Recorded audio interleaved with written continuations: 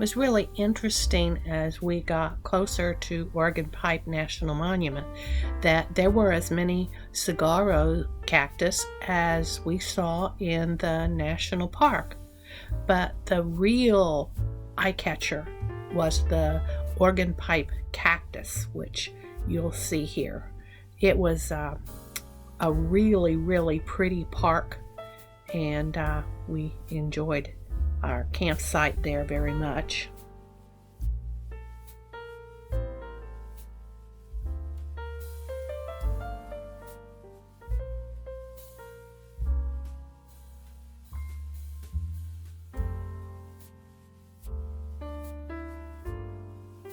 The Victoria Mine Trail was a pretty easy trail through the desert, 4.5 miles out and back, and not much elevation change.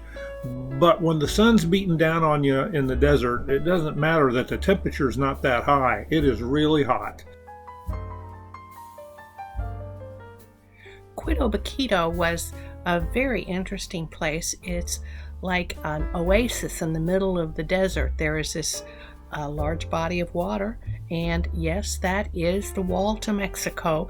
Randy wouldn't let me touch it, but you can see how close we were.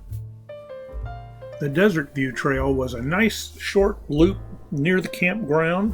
Had a lot of climb to it, got you to the top of the hill, but gave you a nice view of the campground and combined it with a beautiful sunset.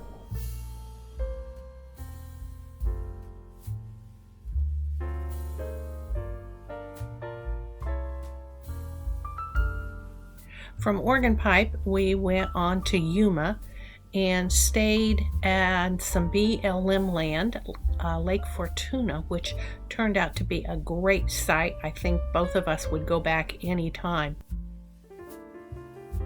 One of the fascinating things about Yuma was all of the agriculture that was around.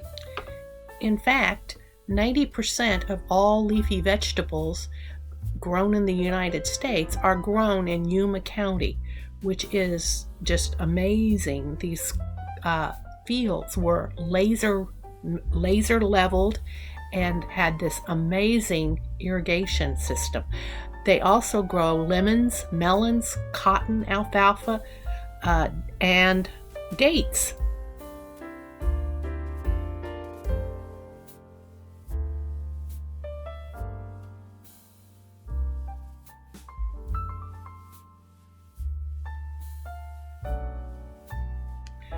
Boxwood Canyon is a scenic road that we took on the way into Joshua Tree, and the huge rock formations were absolutely phenomenal.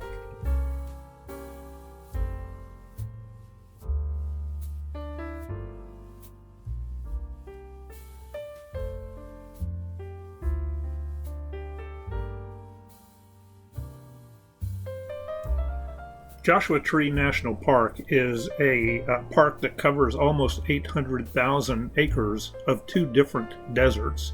The lower part, below 3,000 feet elevation, is the eastern part of the park. That's what you're seeing here. And it is part of the Sonoran Desert or the Colorado Desert. So it looks very similar to where we were at Organ Pipe National Monument. It too is in the Sonoran Desert. It's only when you move into the western part of the park, you get above 3,000 feet elevation, and then you start to see obviously the mountains that you're seeing here, and you start to see the Joshua trees.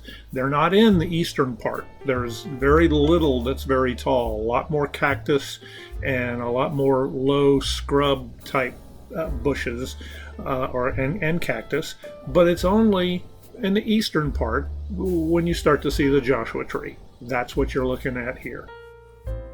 The western part of the park is part of the Mojave Desert.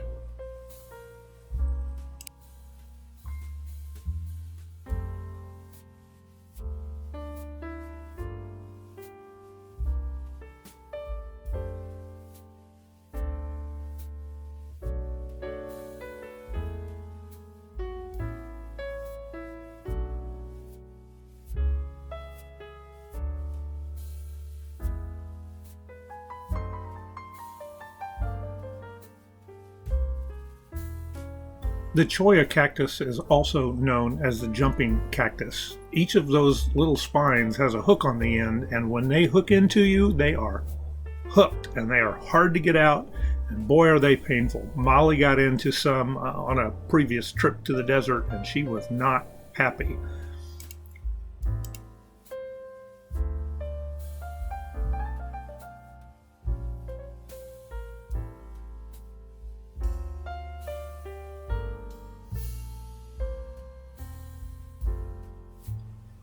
The Salton Sea is an inland lake in California that is saltwater. It's more salty than the Pacific Ocean, but less salty than the Great Salt Lake in Utah. During the 50s and 60s, it was quite a vacation destination for boaters and campers and all kinds of people to come here. But as it has become saltier and more polluted, it's just not really suitable for that kind of activity anymore. The most interesting thing to me is this lake is 300 feet below sea level.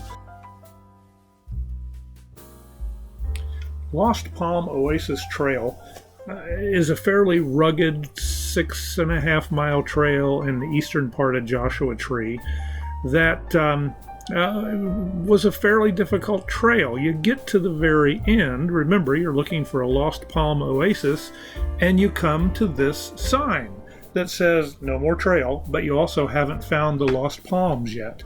All you have seen is this expanse of desert that looks just like what you're looking at now.